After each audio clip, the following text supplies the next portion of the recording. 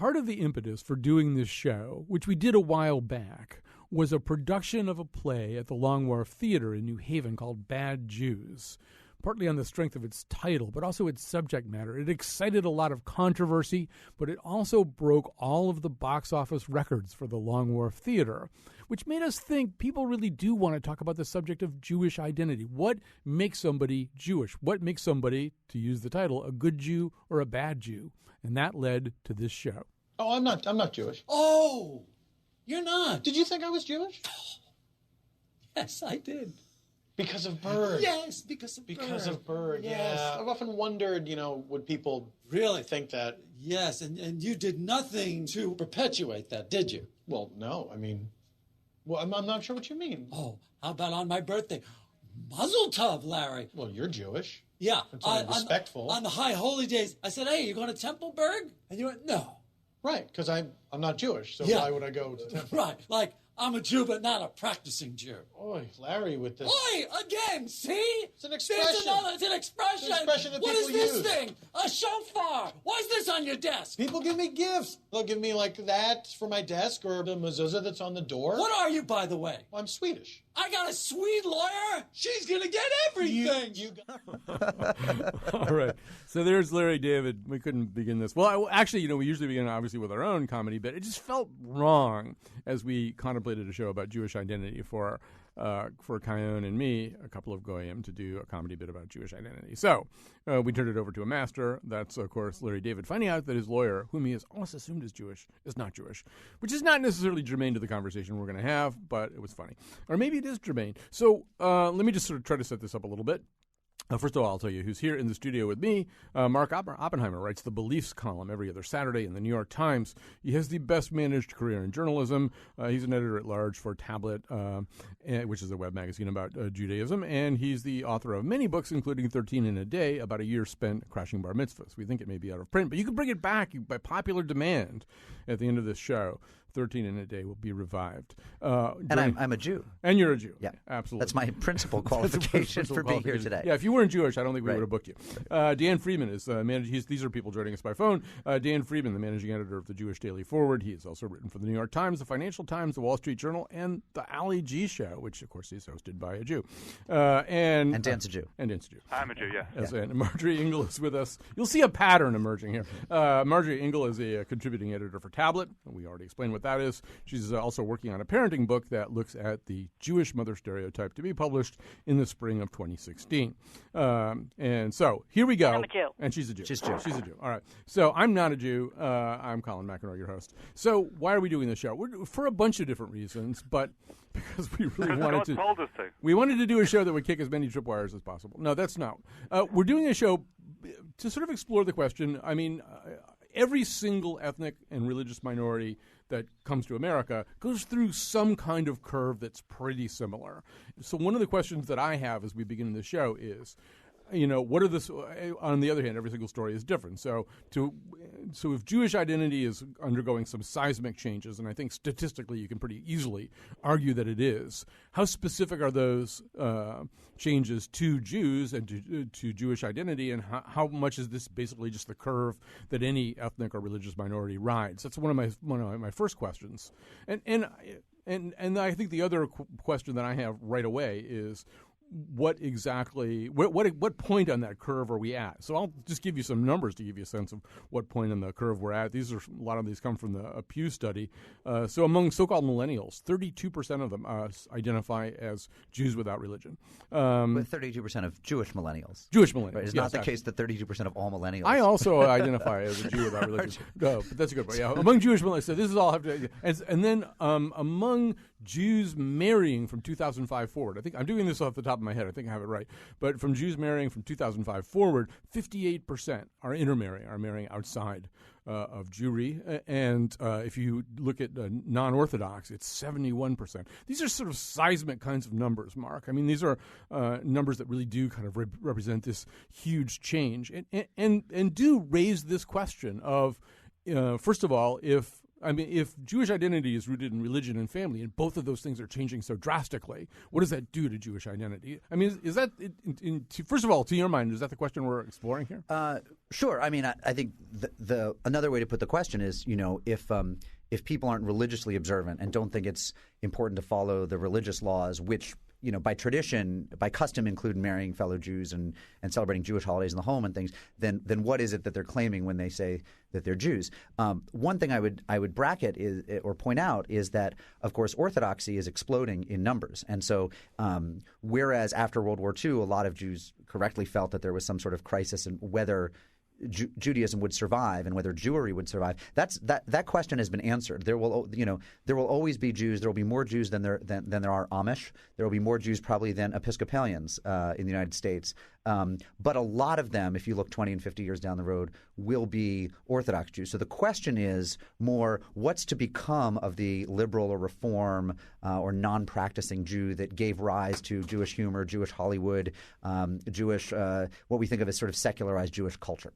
So, Marjorie, then one of the questions becomes, to what degree are those qualities that Mark just enumerated, to what degree do they exist outside of a religious context and maybe even outside of a familial context? There are some who might argue, well, you don't have those two things. You don't have any kind of medium in which the qualities that Mark just talked about can grow in. It's a good question. I mean, I think that all of us, whether we're Jewish or not, we know what Jewish humor is, and we know that, Jon Stewart, a secular Jew who's, absence from our TV, we're all going to be mourning. That is a very specific kind of Jewish comedic rhythm. I think that sort of the American literary history is full of what we would consider, even when they're not about Judaism, this very sort of Jewish storytelling rhythms and emphasis on the family. I don't know what happens 50, 60, 70 years in the future because even as the Orthodox population is exploding, I don't know whether that's the source. Historically, that hasn't been the source of what we think of as Jewish culture, Jewish music, which has a huge emphasis on American music. But in general, we haven't, this is going to sound horrible, but we haven't had to worry about what happens 200 years down the road because some horrible anti-Semitic thing happens historically and we get kicked out of a country and then we start rebuilding and we start thinking about what it means to be a Jew again. So who knows, maybe that'll happen. Well, ideally not yet. Go ahead, Mark. Yeah, I was just going to say that I actually, Marjorie, whose work I totally admire and in fact have edited any number of times, and we've been collaborators. But I think, Marjorie, I don't think that's right. I don't think there's anything specifically Jewish about Jon Stewart. I think that lots of people. I think that if you looked at what Larry Wilmore's doing, or what Stephen Colbert, who's from a religious Catholic family, or what Hannibal Buress are doing, I think they're all doing American shticky humor that is not specifically anything. And of course, it was hugely influenced by Jewish comics. I mean, that was the wellspring of a lot of that style. But I think it's become broadly American now, and I don't think that as bagels have become broadly American. I think that it's very hard to point to a specifically Jewish culture outside of Jewish religious and observance practices, and the arguments that Jews have on radio shows like this, which feel very, which are very specifically Jewish. But otherwise, and I mean, of course, Dan's a comedy writer by from his infancy. Let's save comedy for the second segment because I feel like it's so easy to fetishize that and sort of miss a larger point. But I would love to hear from Marjorie what do you think is specifically Jewish about any aspect of culture? Culture is a big word, but in terms of, I think that the sort of interest, American literature has often been very interested in immigrant literature, and I think that is a very Jewish thing. And I think, the values of tikkun olam, of doing mitzvot, of helping other people, these are also considered, everybody's got those values, but I think the social action thing is a big part of Judaism and Jewish practice and Jewish identity in a way that it isn't always with other kinds of religions. And in terms of the, music, I want to go, well, let's go back to the Jon Stewart thing. I don't think Hannibal Buress and, you know what, you want to save. Well, I was going to save the comedy, but I don't want to interfere with the natural flow of conversation either. Okay. So. I think that Larry David shticky rhythm, that's not a Hannibal Buress rhythm. that's a Jon Stewart rhythm. That's a Borscht Belty kind of thing. And I don't know, the sort of the nebbishy narrator, which I think that comes from Jewish tradition. I want to just ask a different question slightly, which is, it seems to me, and I'll go to Dan just because I need to hear from Dan. He's the only one with a cool accent who's on this show. Well, one of the questions that I had as I started to prepare this show is, what point are we on in the assimilation continuum, and how much tension is there around assimilation? Because that's one of the questions we're asking, right? Every ethnic minority faces this. As you move forward into assimilation, you ask yourselves a lot of questions. What do I have to keep? What do I have to leave behind? What do I want to leave behind? What do I want to keep? These are the kinds of questions. And if you look at other minorities that are in a much more problematic place right now, you can see a lot of those questions unfolding. They're unfolding right now for Muslims, for people from the Middle East in general, and for South Asians. I'm kind of on an Ayad Akhtar binge right now, and his plays are all about that. But Dan, we haven't had a Jewish president. We may have elected a Jewish vice president who didn't get to serve. I'm trying to think about like news anchors. If anybody, I don't even know any of the network news. Barbara Walters. Barbara Walters would be. I'm just sort of wondering how many barriers are there left. How much of the assimilation story is essentially told and settled business?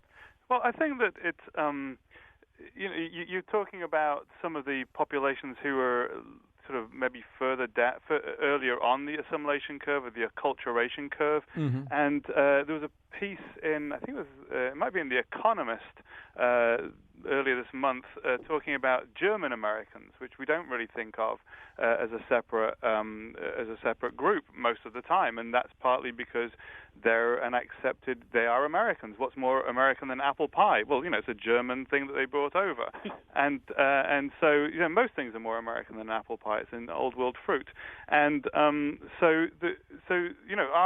Jews heading towards sort of the condition of German Americans? The apple pie is it's quintessentially American. Bagels are becoming quintessentially American. As an Englishman, I come over here and so much of the surrounding culture, and I think this is what Mark and Marjorie to some extent were saying, so much of the surrounding culture is deeply Jewish, and so we can have a discussion about whether Hannibal Buress is more or less Jewish than Larry Wilmore is more or less Jewish than Dave Chappelle. Like that's a great conversation to have. But when you do that conversation in England or in France, it doesn't make sense, right?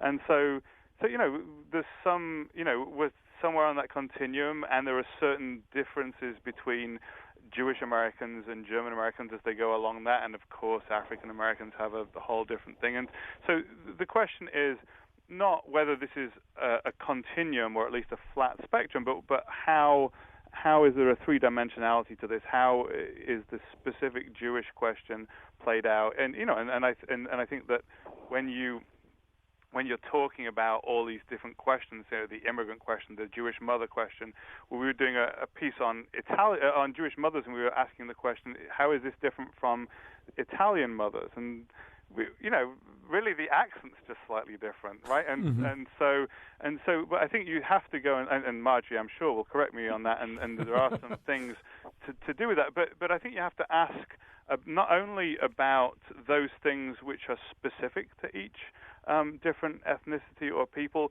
but also look at the vast differences. The Jewish American experience is not by any means a monolithic experience, nor the experience of a monolithic people. It's an extremely heterogeneous experience of many different groups of people coming over. I guess I'm a Jewish American, kind of. I've not quite got citizenship yet, but I arrived in the last 20 years. We're pulling for you, Dan. Yeah. Well, let me make it a religious question for a second. All right, so let's Mark just moderated a panel about the sort of a community discussion, because the Long Wharf Theater in New Haven is staging a play right now called Bad Jews, which was also played in New York. And so, and I think the necessity, as Mark correctly identified, of having a community discussion panel was the title, not actually the content of the play, which, none of the people complaining about it had actually seen. But, in the play, there's sort of a lot of questions about, who's a good Jew, who's a bad Jew, a lot of questions about assimilation. And so I won't take an example from the play. I'll just take an example that sort of comes from life. So let's say that you are a partner in a not especially Jewish law firm, but you're Jewish, or you're chief of surgery, not at Mount Sinai Hospital, but just at any old hospital, and it's Yom Kippur. It seems to me that your decision about whether you're going to come to work that day or not is an interesting decision, and speaks volumes about where you are in that process. If you are part of that large percentage of Jews without religion, it still might bother you a little bit to go to work on Yom Kippur. On the other hand, you might be thinking, I've worked my way into this part of the world where that kind of stuff just isn't necessarily as important. I don't know. Am I asking a question that makes any sense? Yeah. Go ahead, Bart. So I think the question you're asking is how much does the religious part of Judaism matter at all, right? Mm-hmm. I mean, if one sees it as religiously significant or religiously meaningful to stay home on important holidays, then one stays home on important holidays, right? This is only a question for people for whom they don't feel a religious imperative, whether they sense that imperative comes from God or just from tradition or just from a sense of how they want to ritualize, and sacralize parts of their life and make certain days special, the way that there are non-theistic Christians who nevertheless want to observe Christmas and Easter for reasons of tradition and custom, whatever. Right. But, if you're someone who doesn't have that relationship to Judaism at all, then it's a pretty easy question. You go to work, or you just take the day off because people will copy the day off. But if you do that, your more radicalized is the wrong word, but more motivated cousin Daphne will scream at you, right? Will scream at you. What are you doing going to work on Yom Kippur? There's people who are going to scream at you no matter what you do. Yeah, exactly. I mean, we're very good screaming people. That's Jewish identity. We just summed it up. But I have a friend, for example, who happens to be a brain surgeon, but which is funny in itself if you know him. But and he's married to a Jewish, rocket scientist, right? And exactly, it's not rocket science. Right. And he says that having bacon is part of his Jewish identity because he eats bacon. He goes, my gosh, I'm Jewish and I'm eating bacon. That's, it's an incredible thing for him. And so I think there's a many different things that can bring it to mind. And Mark's right to bring to say that the religious rituals are meaningful. I think two of the most important cultural inventions really of the last decade or 2 decades in American Judaism have been birthright and J-date, and those are not religious. Well, I mean, it depends how it goes for you, but they're really not religious organizations. They're purely intended to provide a context for procreation and marriage, not necessarily in that order. We should say that Birthright, for those who don't know, offers free trips to Israel to college-aged Jews. Yeah.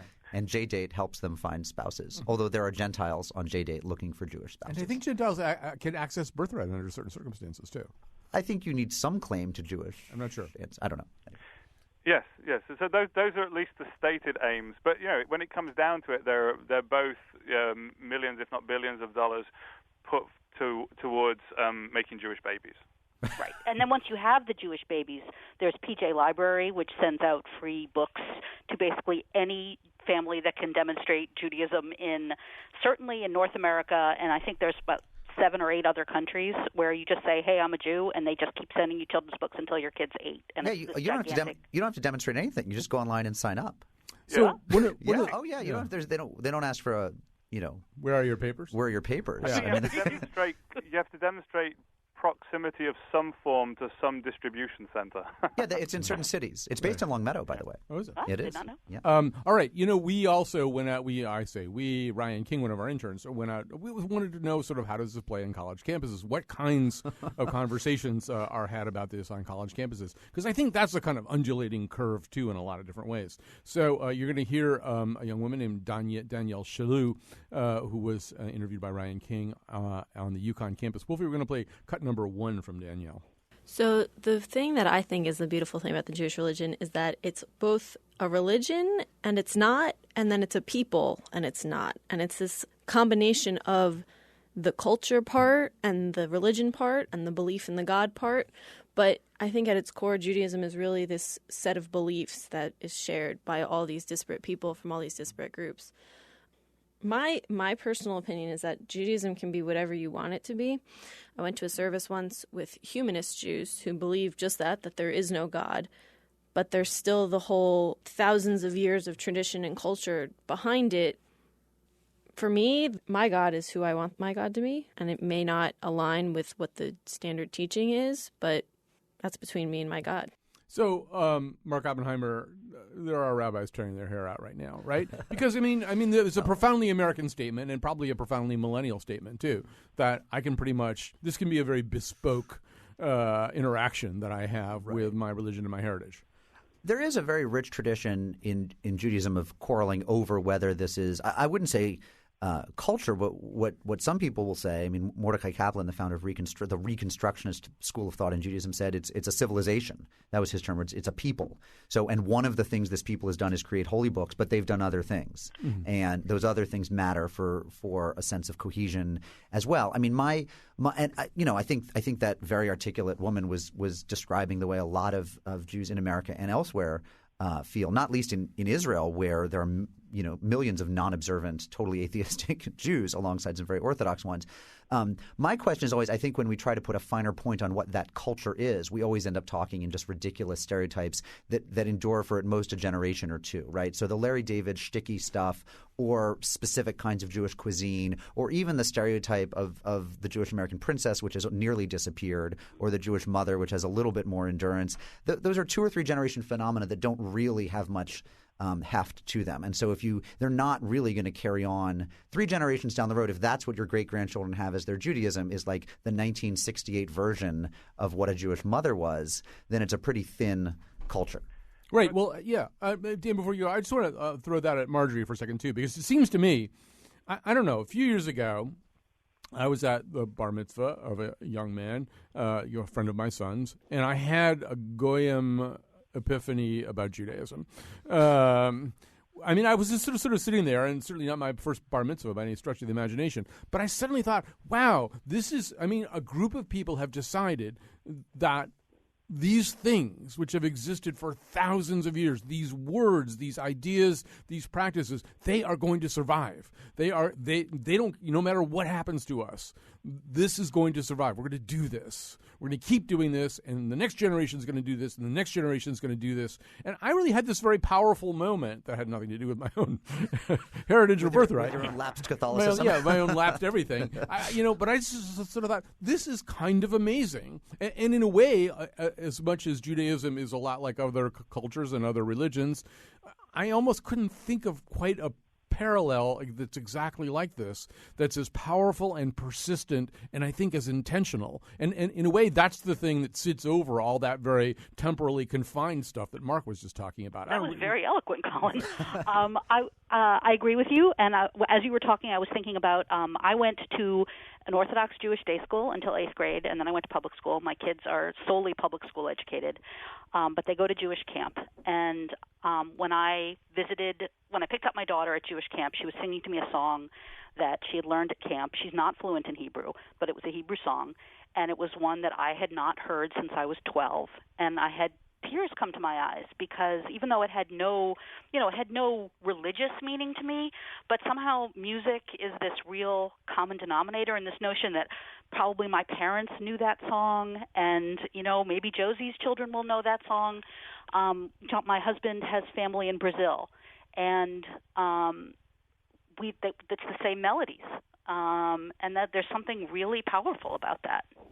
Dan, I know you had a response that you were going to make, but I'm going to fire a question at you, and you can combine it into the response you were going to make too. Which, one of the other reactions that I was having to that young lady speaking on the UConn campus was that as I see these things play out from my position on the sidelines, but even in the play Bad Jews that Mark was just moderating the panel about, the question comes up time and again. Well, it isn't really just about you, right? It isn't about you and what you decide and what you pick as you pass through the smorgasbord line, what you decide to dish up onto your plate. I mean, there is an entire culture out there, and there's a set of obligations, and there's, things that happen generations before you. So who are you to say, well, I think I'll keep this one and drop that one? And to me, that's another one of the questions for any ethnic minority, but maybe Jews more than most people. Yeah, well, I mean, I think that everyone... I think what you're describing is the millennial generation, whether that's Jewish or not Jewish. It's the people who, don't remember music or film or books in solid form, and I was a teacher for a long time before I was a journalist, and you kind of learn to trust the next generation that they're going to do it their way, but they'll do it. And so you have to, so what I was going to butt in and say, and this is how it joins together, is that your goyish revelation at the bar mitzvah was there's an intentionality and there's a really clear way that you pass stuff on from generation to generation through religion. Now, culture is always going to be more amorphous than that, and you hope that it's going to pass on. Obviously, as Jews have taken different routes through the world, they've accreted different types of cultural norms, different philosophies, different foods. I mean, the bagel is now a quintessential Jewish thing, and as a challah, but they're just Eastern European breads, that have been used by the Jews, and Jewish philosophy is deeply influenced by Arab philosophy of the early part of the second millennium, and so you've got these continual absorptions and acculturations of different cultures that go around, and obviously religion tends to be a little bit more conservative, but and Mark may know the dates of this. I think the bar mitzvah ceremonies as a rite and as a ritual of passage are only like a couple of centuries old. That it feels ancient, but it's a response to modernity. And I think, that we're going through a different stage of modernity. And, it's very worrying to people who are committed to a certain small c conservative sense of religion and culture to see people take these smorgasbord. But, the young people, next generation, the generation after that, they're going to do it their way. And if they understand what's important and why it's important and what the responsibilities that go hand in hand with the rights and the beauty and, how you make people cry and make people laugh, they'll do it their way. I don't know what that's going to be because, but my daughters will do, and their children behind them. We have to take a break right now, or I'll be in so much trouble. I'm in trouble anyway. And I do want to say we're going to end with another clip from Danielle Chalou, particularly out of fairness to her. I've picked on millennials so much on this show that I'm amazed there's not a class action suit filed against me. But in fact, many of the things that we're just saying right now you'll hear here in this quote from Danielle. At my bat mitzvah, there's a ceremony you do. So I'm up there, and I'm 13, and then my parents are there, and then my grandparents were there. And there's a whole ceremony where you pass the Torah down, and it's very symbolic. And the rabbi's talking about, it's come down all this way from Mount Sinai, and it's been passed through all the generations. And here you are, and you're ready to receive it and take its teachings into your heart. And then, you look to the other side, and he makes, and you're 13, and you're just standing there thinking, oh, my God, I hope I don't forget the prayers, and what am I going to say in my speech, and, am I standing up straight enough for my mom, and all those things. And then gestures to the generations in front of you, and it's also just as important to teach them. And I don't know if at that moment it really struck me of, oh, yes, well, I need my children to be Jewish. But I think it did make an impression of, yeah, I can't really be the end. You think a man his age should get married? They only met 6 months ago. It depends. If she's a nice girl, why not? She's nice, but why do they have to rush in? He's still paying alimony. Mother, stop. Let them lead their own lives. I have the same problem with my daughter. They grow up and they think they have all the answers. How old is your daughter? 26. You got any pictures? Home. Home? I always carry Sheldon around wherever I go. Oh, God, this can't be happening. Here he I need is. air. 2 years I need old. oxygen. And I got to get out in the fresh air. I need cyanide. You can't show pictures. And isn't he a darling? That, of course, is Woody Allen. All right, so we are talking about Jewish identity. Now we can come sort of to comedy. Although, Marjorie Engel, I want to begin with something that sort of both is and isn't a comedy because it's I'm finding that the show Transparent, available on Amazon, which Mark says you've written about recently, is, in terms of running its thumb down the knife's edge between what's comic and serious about the whole question of Jewish identity. To me, it's as interesting a show about Jewish identity as it is about sexual identity or gender identity, or I've gotten in a lot of trouble recently for confusing those two terms. And so you have this Jewish family living in Los Angeles and exploring a lot of questions like this. It turns out that one of the three young adult daughters, one of three young adult children in the family didn't have a bat mitzvah because she was being a rebellious, spoiled little brat, and also because her father found it very easy to cave on this because he really wanted to go and to some cross-dressing summer camp experience that nobody knew he was having. But there's a rabbi who's brought in as an amorous partner to one of the other siblings, and there's one moment where I can't remember what thing they're doing, but they're doing some kind of observance, and I think the rabbi is going to be present at it.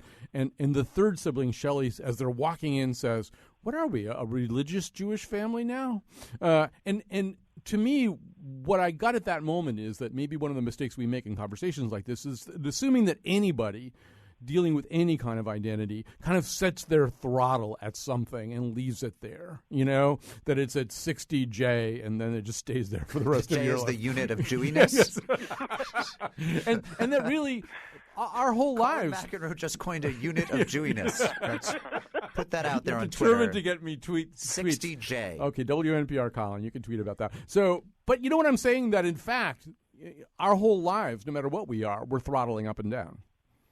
And I thought it was interesting that Transparent, you have this incredibly nuanced portrait of where Judaism is right now. Mm. And this is a show that is, that it's not just Jews who are watching. And then you have, the jumping off point for the piece was about the death of the actress who played Mrs. Wolowitz on The Big Bang Theory, which is classic sitcom, the stereotype of the Jewish mother, just shrieking and wearing a house coat and smothering her kid. And the only thing she was interested in is whether her kid was dating outside the faith or not, and, guilting him.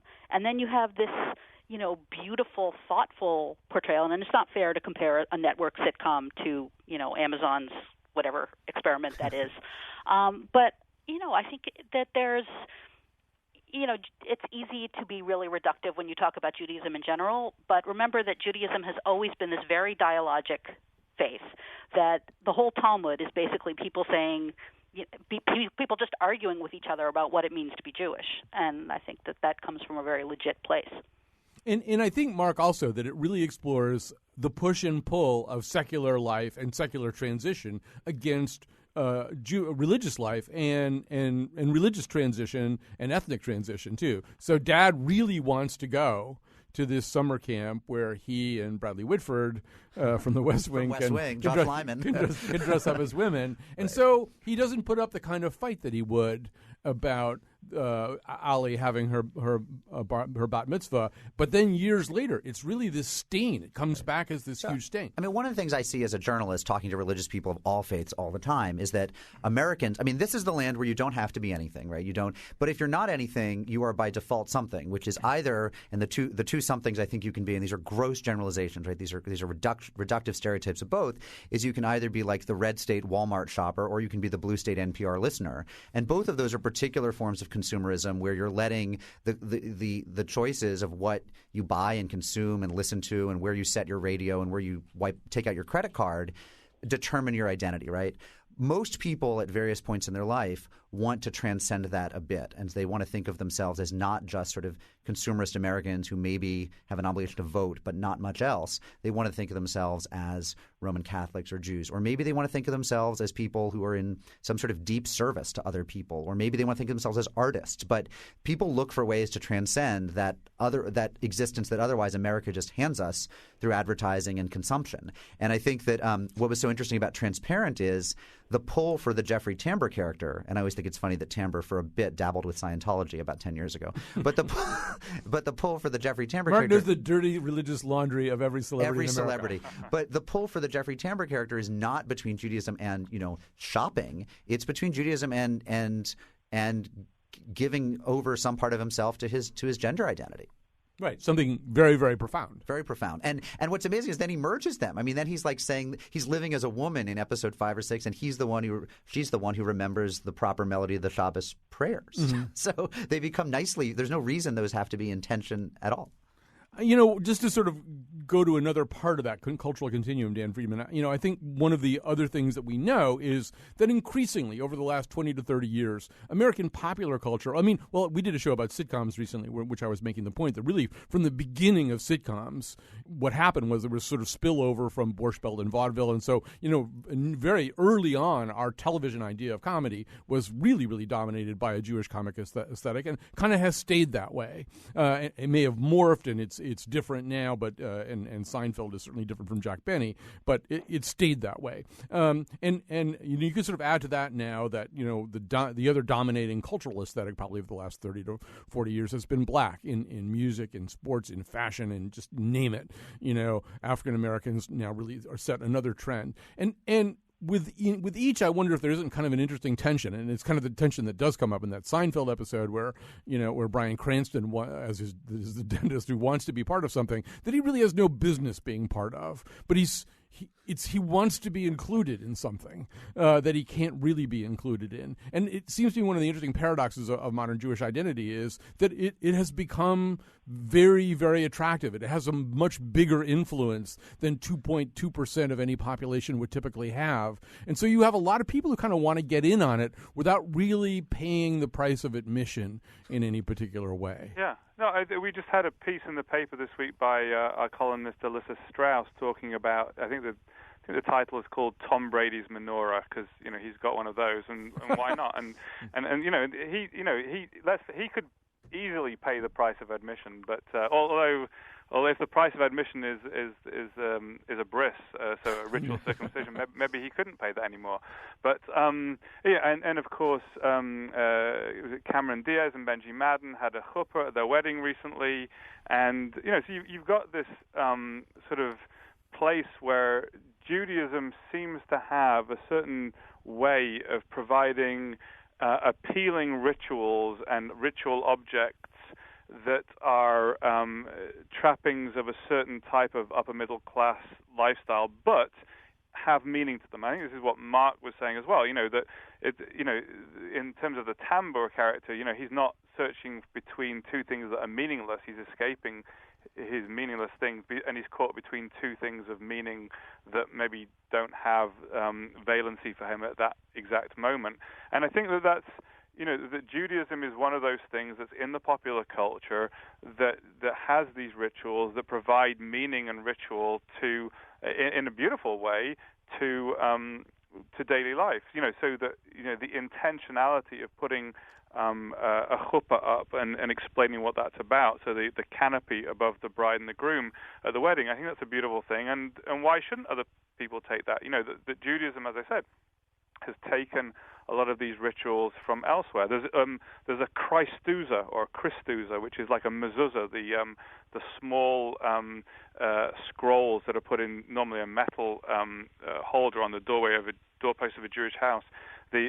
Some entrepreneurial Christian guy has turned a Christuza, which has got Christian scrolls inside this that he's encouraging Christians to put on their doorposts. I think this is it's a way. I think there's a dearth of meaningful experiences in 21st century consumer culture, and I think that Jews, because we've been fighting or discussing or being told what we should do for a long time and disagreeing with that, have got a good way of dealing with that. And there's a bunch of people out there who want to find meaning, and so I think although I joke about the price of admission, I think that's not really the question. Good luck to Tom and good luck to Cameron. If they like our stuff, then by all means do their version of it. It's a question for people inside to think about how what's meaningful to them and how they pass that on to friends, family, and down the generations. All right, one thing that's go ahead, really Marjorie. nice, I'm sorry. No, go ahead.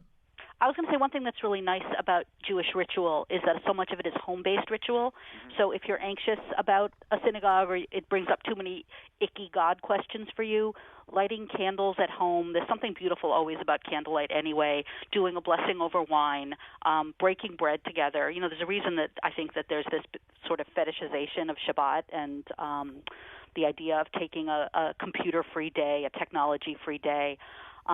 Making hamantash, and these are all things you do in your house that don't have to bring up uncomfortable questions about God, but make you feel a sense of identity and belonging and connection to the past. Right, and sorry, just to take up on that you don't need you don't need a rabbi for either marriage or circumcision ceremonies and most other things. And even if you do have a rabbi in both of those situations, you probably don't need to have God. And there's one of the great things I think about the Jewish tradition is that it's is what Margie was talking about before, that it's an ongoing human interaction and interpretation of what it is to be Jewish and to have an ethical and religious take on the world around us and the people around us. We're going to just grab a quick break here. Ryan King, our intern, also talked to Levi Alpert on the pathways of the UConn campus. We'll end this segment with clip 2 from Levi. I think we have such an interesting history. The whole idea of being spread out wherever these people were, they were sort of outsiders. I mean, constantly getting kicked out from place to place, notably, Spain and the Inquisition. I guess we don't think of Spain as having a thriving Jewish or Muslim population, but they really did a number on those people. That long history of wandering people, I guess, strengthens the cultural side of it, a sense of camaraderie wherever these people are. An example with American immigration, early 1900s, late 1800s, with Italians and Irish and Jewish people. They all would kind of have their own neighborhoods, have their own areas, and I guess the Jews were always unique in that they didn't have a specific country they came from, but they all had the religion.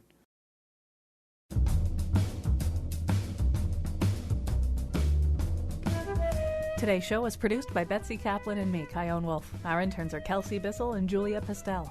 Thanks to Ryan King for collecting audio for this show. Greg Hill tweets for us at WNPR Colin, and the part of Bill Curry was played by Joe Lieberman. For show pages, articles, and videos of the Faith Middleton Show staff, no, never mind. We're not going there. And now, back to Colin. We do have to talk just a little bit about the relationship between Jewish identity and Israel. And I can make it as fresh as today's headlines. So Netanyahu, as everybody knows, has been invited to speak to Congress, but invited by Republicans in what amounts to kind of a breach of protocol. So our own senator here, Dick Blumenthal, this week is struggling over whether or not to attend. And he says, well, I'm here as a senator from Connecticut, and I have to make a decision about what serves the national interest. And obviously I am Jewish, so I will be inclined to go. But I, have to make a decision on what I think is the right thing to do. So, Mark Oppenheimer, worlds are contained in that statement. But, right, I mean, the worlds contained in that statement is the age-old criticism of Jews, or the fear that Jews are actually beholden to a foreign power, right? So one of the things going on in his mind is, if I say I'm going because I'm Jewish, oh, whoops, I just said it, then will the anti-Semites say, well, of course, he's first and foremost a citizen of world, Jewry, and hence, of course, he would go. But then, of course, there's the fear that if he doesn't go, that a lot of Jewish contributors and voters will actually be upset because they do expect him to go, because they do have a special affection for Israel. And then, of course, there's the fact that he's not a deeply ethnically committed or religiously committed Jew, from what I can tell. I mean, he may have been the most religiously committed Jew on the Harvard College swim team in his year, but otherwise, he's not like the Jewiest of senators. He didn't butterfly on Shabbos. He did. So I just think, the poor man, that was not the question he wanted to be hit with. To me, this is such an interesting question, and so I don't know how well either of our other two guests connect to this particular topic, but I'm sure there's some other version of it. So we had this case that Mark covered a lot, of this Episcopalian chaplain at Yale who said, this kind of untoward thing about anti-Semitism in Europe, and basically said, well, it's to some degree or other fueled by Israel's own behavior. And I don't know, Mark, he went a little further than that and said what that. I mean, essentially, this was Bruce Shipman. And I'm sure that Margie and Dan both read about this and followed it. That and Dan had to publish on it at the forward. He seemed to be saying, let's one thing we have to take into account when Jews are murdered is the behavior of Israel, which I said was, a little bit like if blacks are, murdered by police, do we say we have to take into account the behavior of Ghana or Nigeria? It's just, but to Shipman, that was entirely intuitive. So I don't know. I mean, it does always kind of lurk because, Jews have a theological commitment to this sort of ancestral land, as Muslims and Christians also have theological commitment to ancestral lands. So Mark and I agree about almost everything, and we enjoy each other's company a lot. I would say the sweater he wore to the forum he just moderated in New Haven might be one of the breaking points for us. But I saw this lengthy interview that you did with Shipman, in which he tried to explain his position a lot more. And so to my eyes, I'm I'm getting to a point here, I promise. To my eyes, as I was reading this, I was thinking, well, he's kind of explaining himself. And I would imagine that he's getting, this is in tablet, and would imagine he's getting some of the people who are mad at him back. And then I started to read the comments yeah. and people were madder than ever. Yeah. And I thought, there's a disconnect here, because I saw it one way, and Jews who read tablet reading that piece saw it another way, and they were more offended than ever. And I do think this might be an interesting area of Jewish identity where, one community still doesn't get or understand the other community that well. So, Dan, react to that. Well, I think there is a split here between. There's a complicated connection between Jews and Israel. So there's a theological connection. There's a peoplehood connection. The birthright is trying to help join up, and also just there's a legal connection. So that Israel has got a right of return, which says that every Jew that's born in the world has an in potentia citizenship, and that's intended to provide any Jews that are in trouble around the world with a homeland, and there is only one Jewish state, and so that's the argument against the Ghana thing. That there are a number of different places that African Americans came or were forced to come from in Africa to America. So on the one hand, there's a complicated and multivalent connection between Jews around the world and Israel, and on the other hand, there's and in America, there's a political component to that as well that we see borne out, that most Jews, the vast majority of Jews are liberal-leaning and are probably largely, that they supported Obama, probably would not support Netanyahu, certainly insofar as he's not helping the peace process along. And so between those so there's a disjunction between the political views of a particular regime and practice in the Jewish community and what and then this sense of heart and religious belonging and connection to Israel on the other side.